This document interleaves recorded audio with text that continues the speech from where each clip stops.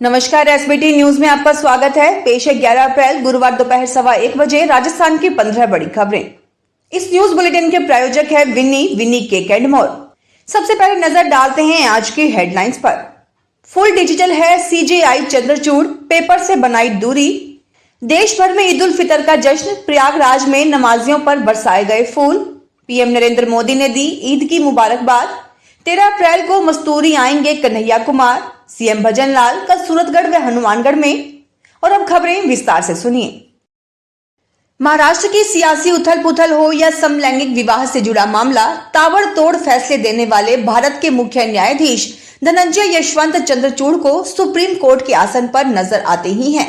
हर कोई ने उनके काम करने के तरीके को देखा है, लेकिन भारत के शीर्ष न्यायाधीश का दफ्तर कैसा और वह कैसे काम करते हैं, यह उत्सुकता बरकरार है। सीजेआई डिजिटल वर्किंग के बड़े समर्थक हैं और इसका उदाहरण उनके दफ्तर में नजर आता है। मीडिया रिपोर्ट के अनुसार सीजेआई चंद्रचूड़ ने अपने दफ्तर को भी पेपरलेस बना रखा है।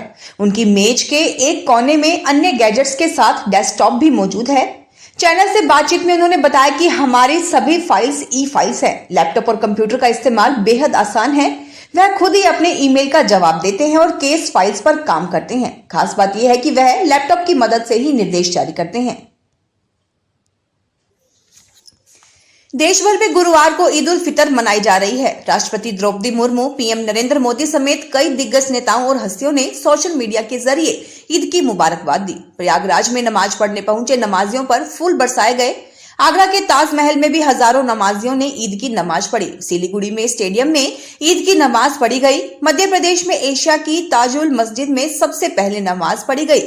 इस दौरान मुफ्ती अब्दुल कलाम ने मुसलमानों से गाय बैल के कारोबार से दूर रहने की सलाह दी।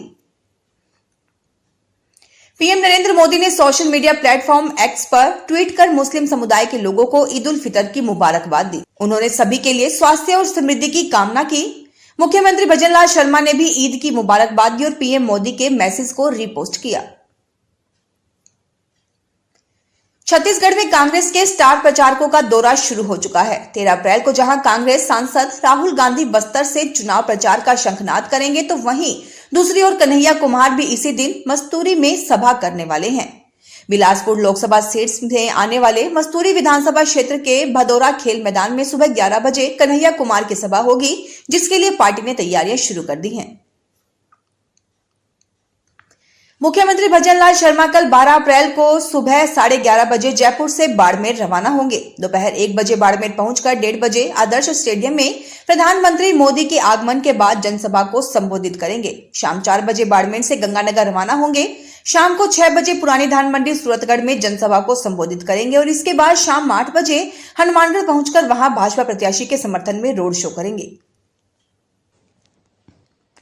केंद्रीय गृह एवं सहकारिता मंत्री अमित शाह गुरुवार को मंडला और कटनी जिले में रहेंगे।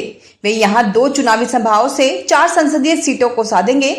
मंडला की सभा में भाजपा प्रत्याशी फग्गन सिंह कुलस्ते मौजूद रहेंगे, तो कटनी की सभा में खजुराहो के प्रत्याशी वीडी शर्मा, शहडोल से हिमाद्री सिंह और सतना से गणेश सिंह भी शामिल होंगे। शाह दोपहर 12:40 पर मंडला पहुंचेंगे। रपटा घाट में नर्मदा पूजन के बाद रानी दुर्गावती स्मारक में माल्यार्पण करेंगे। मध्य प्रदेश के कुछ जिलों में 13 अप्रैल तक ओले गिरने का अलर्ट जारी किया गया है। उत्तर प्रदेश के कानपुर में भी तेज बारिश का दौर जारी है। पूरे देश में वेस्टर्न डिस्टर्बेंस के एक्टिव होने से कई राज्यों में गर्मी के मौसम में बारिश और ओले देखने को मिल रहे हैं। मौसम विभाग के मुताबिक मध्य प्रदेश, छत्तीसगढ़ और महाराष्ट्र में आने वाले 3 दिन तक बारिश का दौर रहेगा। यहाँ 3 अप्रैल तक ओले गिरने का भी अलर्ट जारी है। दिल्ली के मुख्यमंत्री अरविंद केजरीवाल दिल्ली एक्साइज पॉलिसी मामले में जेल में हैं। इधर दिल्ली के सतर्कता निदेशालय ने केजरीवाल के निजी सचिव विभव कुमार की सेवाएं समाप्त कर दी हैं। विशेष सचिव सतर्कता YVVJ राजशेखर ने उनके खिलाफ 2007 के एक मामले का हवाला देते हुए उन्हें हटाने का आदेश पारित किया। विशेष सचिव सतर्कता YVVJ राजशेखर ने 2007 के एक मामले का हवाला देते हुए उन्हें हटाने का आदेश पारित किया है। जयपुर में पिछले 10 साल से 200 से ज्यादा पेंटिंग धूल फांक रही थी। इनकी कीमत भी करोड़ों रुपयों में बताई जा रही है। आखिर जवाहर कला केंद्र का स्टोर रूम खोलकर इन पेंटिंग को बाहर निकाला गया है, जो अब JKK की स्फटिक आर्ट गैलरी में दिखेंगी। इस गैलरी को भी 10 साल बाद खोला गया है। यह जेकेके की ऐसी गैलरी है जहां राजस्थान के कलाकारों की कृतियों को हमेशा डिस्प्ले किया जाएगा। ये कलाकृतियां जेकेके की संपत्ति हैं, जिन्हें कलाकारों से सीधे खरीदा गया है। विभिन्न आर्ट कैंपस में तैयार किया गया है। पीएम नरेंद्र मोदी भाजपा प्रत्याशी कैलाश चौधरी के समर्थन में कल शुक्रवार को बाड़मेर के आदर्श स्टेडियम में जनसभा को संबोधित करने आ रहे हैं। पीएम 15 सालों में छठी बार बाड़मेर आ रहे हैं। जनसभा को लेकर बीजेपी नेता लोगों से जनसंपर्क कर आने का न्योता दे रहे हैं। वहीं सुरक्षा एजेंसियों ने सुरक्षा व्यवस्था संभाल ली है।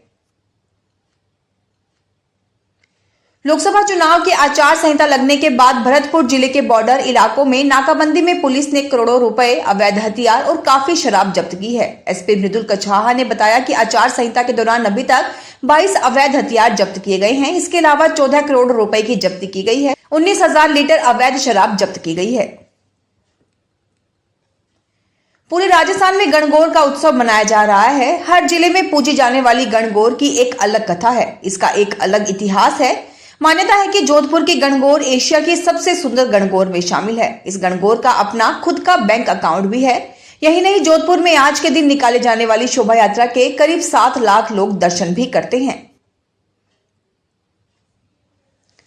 भीलवाड़ा जिले में ईद के मौके पर चांद दिखने की खुशी में पटाखे चलाने के दौरान नवरात्र और हिंदू नववर्ष पर लगाए बैनर ने आग पकड़ ली, जिससे कस्बे में माहौल गर्मा गया।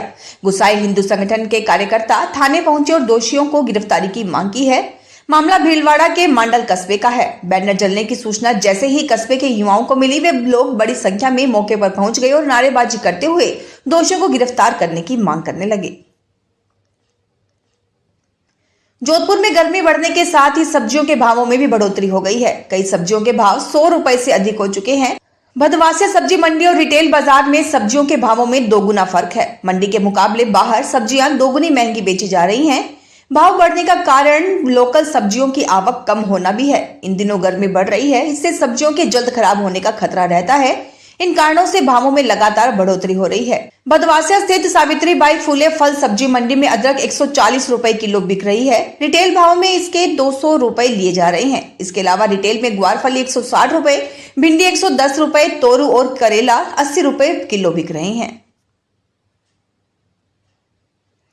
भरतपुर जिले के 1806 स्कूलों में पढ़ने वाले 1,93,789 छात्रों को 6 महीने पहले निःशुल्क यूनिफॉर्म तो दिए गए, लेकिन सिलाई राशि केवल 14,108 छात्रों तक ही सीमित रह गई। यह आंकड़ा उन छात्रों की संख्या का मात्र 7.28% है जिन्हें यूनिफॉर्म दिए गए थे। इस घटना ने राज्य स्तरीय शिक्षा विभाग की लापरवाही की ओर संकेत किया है। अधिकारियों ने 1,20,307 बच्चों के लिए बिल तो बनाए, लेकिन वित्तीय वर्ष की समाप्ति के 3 दिन पहले बजट जारी करने के कारण केवल 14,108 छात्रों को ही सिलाई राशि प्राप्त हुई। इसके अलावा 29,228 छात्रों का जनाधार सत्यापन न होने के कारण राशि से वंचित रह गए। फिलहाल इस बुलेटिन में इतना ही। फिर हाजिर होंगे और बड़ी खबरों के साथ।